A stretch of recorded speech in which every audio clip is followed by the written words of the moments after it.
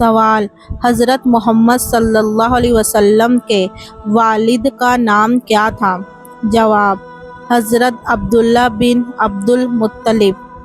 سوال: حضرت محمد صلی اللہ علیہ وسلم کی والدہ کا نام کیا تھا؟ جواب: حضرت آمنہ بنت وہب۔ سوال: نبی صلی اللہ علیہ وسلم کا لقب کیا تھا؟ جواب: الصادق الامین۔ سوال: قرآن پاک سب سے پہلے کس صحابی نے زبانی مکمل حفظ کیا؟ جواب: حضرت عثمان بن عفان رضی اللہ عنہ نے۔ سوال: قرآن پاک کو کتابی شکل میں کس خلیفہ کے دور میں جمع کیا گیا؟ جواب: حضرت ابوبکر صدیق رضی اللہ عنہ کے دور میں۔ سوال: اذان سب سے پہلے کس نے دی؟